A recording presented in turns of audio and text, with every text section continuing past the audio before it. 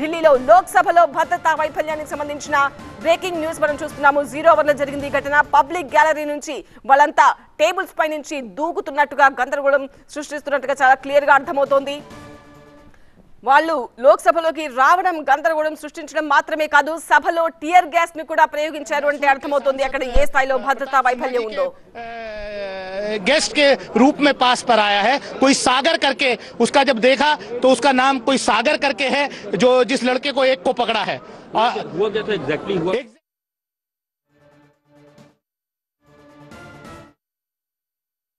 पहले एक कूदा, फिर दूसरा कूदा, और जो अंदर चलने की जगह होती है उसके बजाय 20 सीट से सीटों को ऊपर कर कूद कूद के आ रहे थे.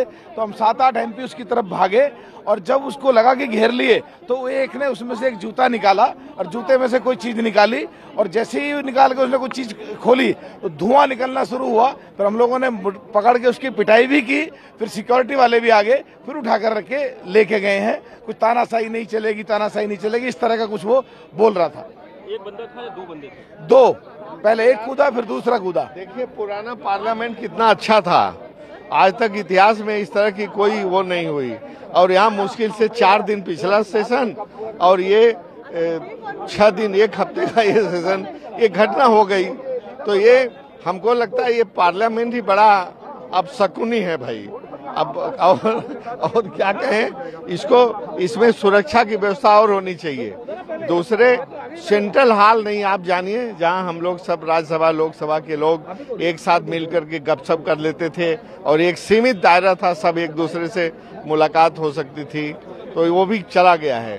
तो एक तो सुरक्षा की व्यवस्था करनी चाहिए और दूसरे कुछ और सुविधाएं देना चाहिए हम लोगों को. धन्यवाद.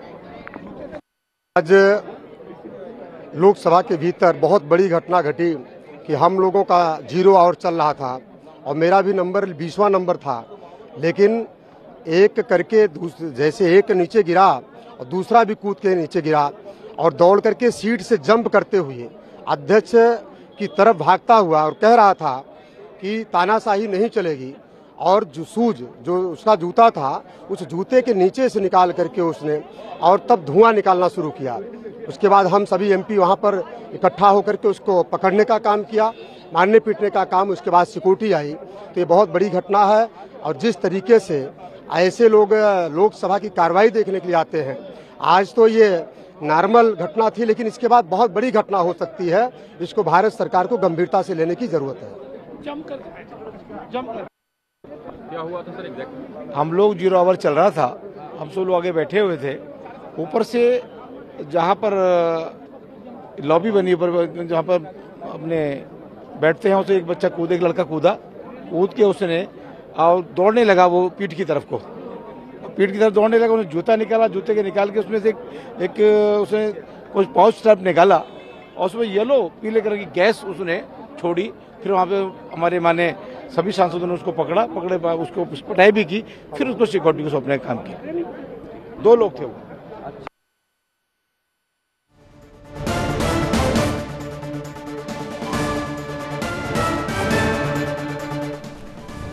లోక్సభలో భద్రతా వైఫల్యం ఏ స్థాయిలో ఉందో మనకు స్పష్టంగా అర్థమవుతోంది. పార్లమెంట్ లో అతిపెద్ద భద్రతా వైఫల్యం ఇది.